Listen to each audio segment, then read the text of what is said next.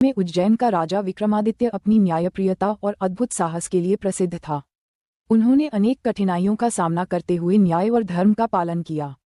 ये कहानी उन्हीं की एक अद्भुत यात्रा पर आधारित है, जिसमें वह बेताल नामक एक रहस्यमयी आत्मा को पकड़ने और उसकी चालाकी को मात देने का प्रयास करते हैं।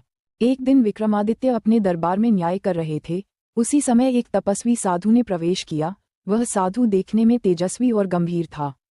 उसने राजा को प्रणाम किया और कहा, राजन, मैं आपकी वीरता और न्यायप्रियता का बहुत बड़ा प्रशंसक हूँ।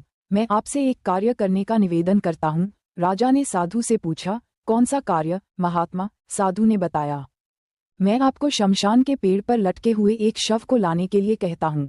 वह शव एक विशेष उद्देश्य के लिए आवश्यक है। विक्रमादित्य ने बिना समय गंवाए उस कार्य को स्वीकार कर लिया। रात का समय था, चारों ओर सन्नाटा छाया हुआ था। विक्रमादित्य ने अपने शस्त्र उठाए और शमशान की ओर चल पड़े।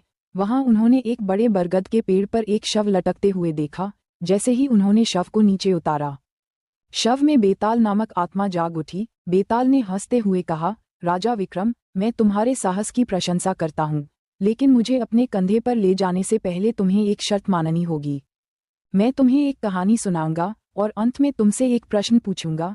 यदि तुमने सही उत्तर दिया तो मैं वापस पेड़ पर लौट जाऊंगा। यदि तुमने उत्तर नहीं दिया तो मैं चुपचाप तुम्हारे साथ चलूंगा। विक्रमादित्य ने चुनौती स्वीकार कर ली। बेताल ने कहा, तो सुनो राजा विक्रम, एक राज्य में एक न्यायप्रिय राजा राज करता था।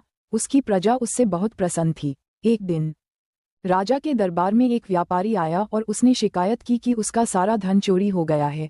राजा ने गहन जांच के बाद एक व्यक्ति को दोषी पाया, लेकिन दोषी ने दावा किया कि उसने चोरी नहीं की। अब राजा के सामने एक बड़ी चुनौती थी।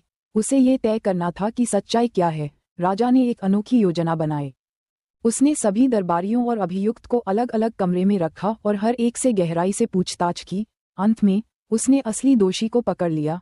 अब तुम बताओ राजा विक्रम, राजा ने दोषी को पकड़ने में कौन सी रणनीति अपनाई होगी? विक्रमादित्य ने उत्तर दिया, राजा ने प्रत्येक व्यक्ति की मानसिकता को परखने के लिए उन्हें झूठ और सच की अलग अलग परखने वाली कहानियां सुनाई होंगी और उनकी प्रतिक्रियाओं से सत्य और झूठ का पता लगाया होगा। बेताल ने हंसते हुए कहा, तुम्हारा उत्तर सही है राजा, लेकिन अब मैं वापस पेड़ पर जा रहा हूँ। राजा ने फिर से बेताल को पकड़ा और अपने कंधे पर रखा। बेताल ने दूसरी कहानी शुरू की। एक समय की बात है, एक राजकुमार और राजकुमारी एक दूसरे से प्रेम करते थे। दोनों का विवाह तय हो गया था, लेकिन विवाह से पहले राजकुमार को युद्ध पर जाना पड़ा। उसने वादा किया कि वह जल्द ही लौटकर विवाह करेगा। युद्ध में राजकुमार की मृत्यु हो गई। ये सुनकर राजकुमारी ने भी अपने प्राण त्यागने का निर्णय लिया, लेकिन उसके गुरु ने उसे समझाया और जीवन के महत्व के बारे में बताया। अब बताओ राजा विक्रम, राजकुमारी का गुरु सही था या राजकुमारी का निर्णय? विक्रमादित्य ने उत्तर दिया, गुरु सही था। जीवन अनमोल है। किसी के जाने के बाद शोक करना स्वाभाविक है, लेकिन जीवन को समाप्त कर देना उचित नहीं। बेताल ने फिर कहा, तुमने सही उत्तर दिया। अब मैं वापस जा रहा हूँ। राजा विक्रमादित्य ने कई बार बेताल को पकड़ा और उसकी कहानियों के सवालों के उत्तर दिए। अंत में बेताल ने एक विशेष कहानी सुनाई। एक राज्य में 3 भाई थे।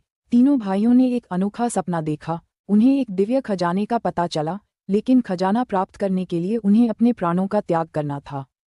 उनमें से 2 भाइयों ने स्वेच्छा से अपने प्राण त्याग दिए, लेकिन तीसरा भाई डर के कारण पीछे हट गया। अब बताओ राजा विक्रम, खजाना पाने का असली अधिकारी कौन था? विक्रमादित्य ने गहरी सोच के बाद उत्तर दिया, खजाना उन दोनों भाइयों का अधिकार था जिन्होंने अपने प्राणों की आहुति दी। तीसरे भाई ने अपना कर्तव्य नहीं निभाया। ये सुनकर बेताल ने कहा, राजा विक्रम, तुमने हर बार सही उत्तर देकर मेरी चुनौती को स्वीकार किया है। अब मैं तुम्हारे साथ चलने के लिए तैयार हूँ। विक्रमादित्य बेताल को लेकर साधु के पास पहुंचे, लेकिन बेताल ने राजा को सावधान किया। उसने बताया कि साधु बुरी मंशा से उसका उपयोग करना चाहता है। राजा ने बुद्धिमानी से काम लिया। उन्होंने साधु की साजिश को विफल कर दिया और बेताल को मुक्त कर दिया। बेताल ने राजा को आशीर्वाद दिया और कहा, तुम्हारी बुद्धिमानी और साहस का मैं ऋणी हूँ। इस तरह विक्रमादित्य ने अपनी चतुराई और साहस से न केवल बेताल की चुनौती को पूरा किया, बल्कि साधु की साजिश को भी विफल कर दिया। ये कहानी हमें सिखाती है कि बुद्धिमानी, साहस और न्याय का पालन हमें हर कठिनाई से बाहर निकाल सकता है।